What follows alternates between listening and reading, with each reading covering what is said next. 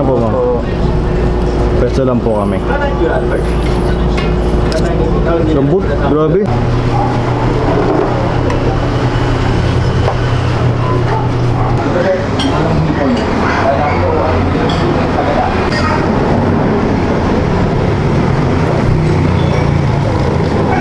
Nakakain na ba kayo ng soup number 5? Tara, samahan nyo kami dito sa Marikina. Andito nga pala tayo sa Tita House Bat and Balls. Kakain tayo ng kinilaw na kambing, binayong hipon, at ari at itlog ng baka.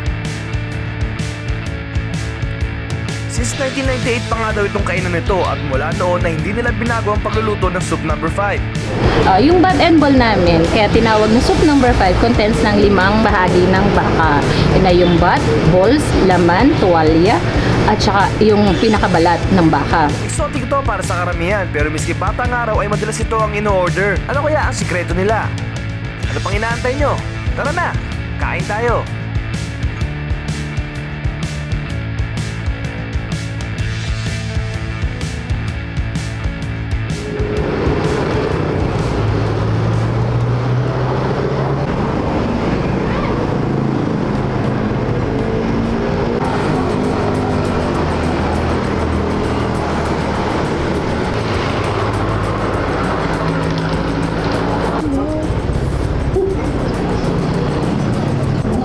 Dapat doon sa loob? Pwede po pumasok. Okay, pwede po.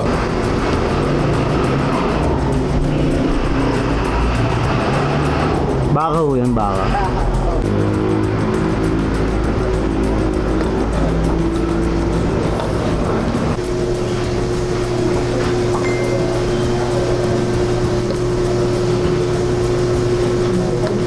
Yung bat and ball namin, kaya tinawag na soup number 5, contents ng 5 bahagi ng baka. Yun na yung bat, balls, laman, tuwalya, at saka yung pinakabalat ng baka. Kaya tinawag na soup number 5. Ito yung laman niya, tsaka tuwalya. Oh, ito yung pinaka-isaw. Isaw. Yan, oo. Ito laman din yan eh, kasama nun. Tapos ito yung bat niya na malalambot na. Kasi yung iba, ayun, matigas siya sobra kasi, kaya kailangan papalambutin natin. Ingredients nito is yung balls ng kambing at saka balat. Pinaghalo siya, iihaw. Oh, by the way, kailangan pala muna siyang i-pressure kasi matigas yung balat at saka yung balls ng kambing. So, magkasama silang i-pressure niya, tapos iihaw, tapos i-chop siya ng gantong kaliliit, and then titimplahan siya para maging kinilaw.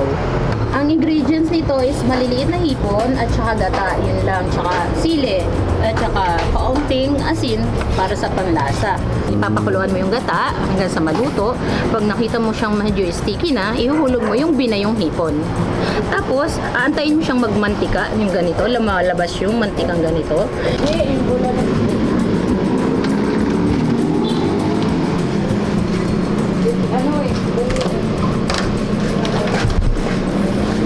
Pwede kong ano?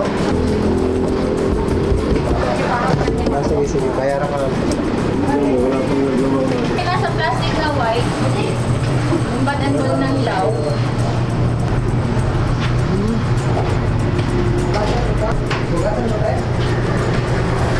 Ito yung bot yung... Ito yung bat. Ano po yan, ma'am? Ito yung pinaka-ari ng baka, yung ginagamit namin sa bat and ball namin. Sa pure bat and ball, ito yung 2 balls niya. So, ito yung pinaka-bat ng baka. Ito yung kabuuan ng bat and ball. Ayan. Pagka, ilalaga na namin siya. Tapos, ayan, ilalaga. Tapos, saka namin ipipressure para lumambot. Ito po yung bat. Oo, ito na yung bat na pinagputol-putol. So, ganyan yung magiging atpa.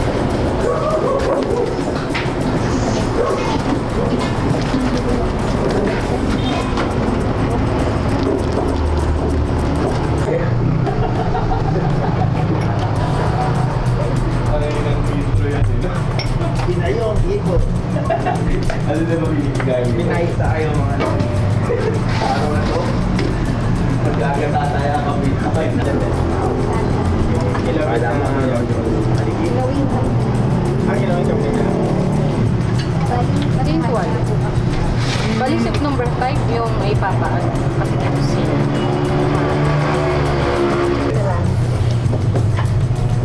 Laman.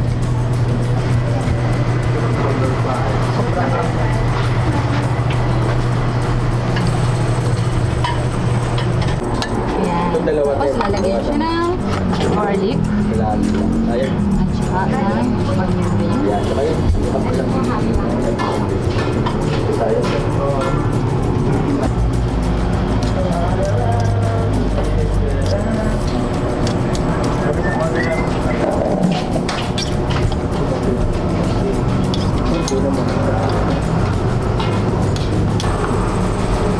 Yan po isaw, no? Isaw.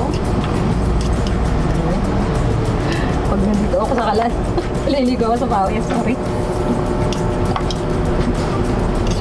Yung balls.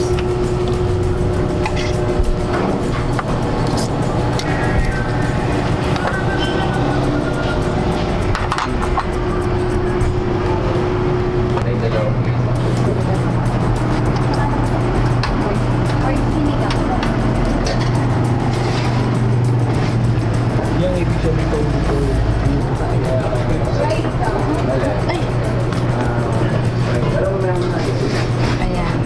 Medyo matigas yung dulo niya. Pwesto lang po kami. Lambot, grabe. Pressurized po kasi siya. Kaya malambot.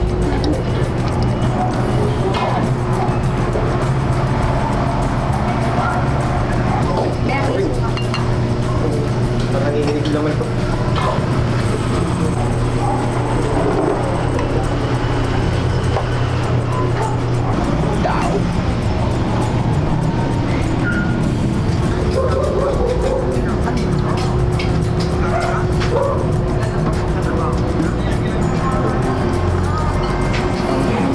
Ayan, ating kapatid.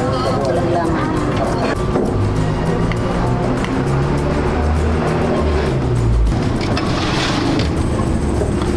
Bali, balat at saka balls siya.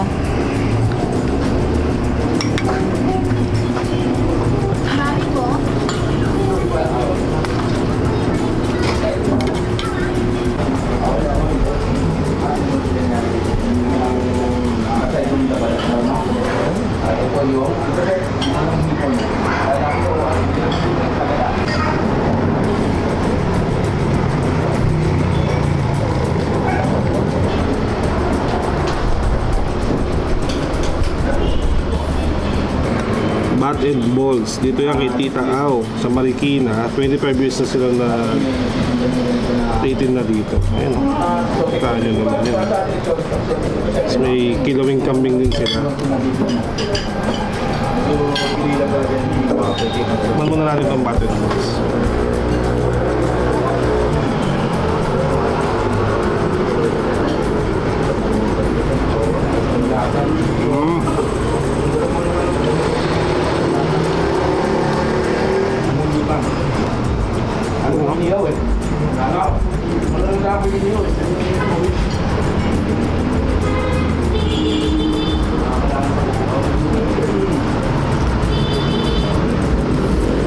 Lambot.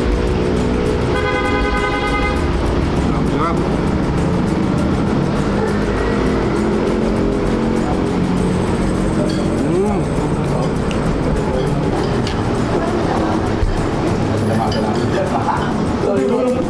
Laging sabaw.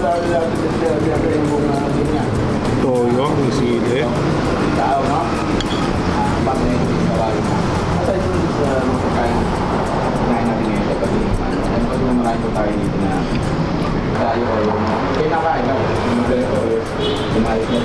Ang ingredients daw nito may bat and balls din. Sabi ni Tita Au eh.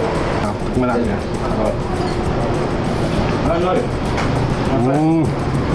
Sarap ah. Yung lansa niya, hindi ganun kaano dahil sa luya. Tulad tayo. Last bite na tayo dito.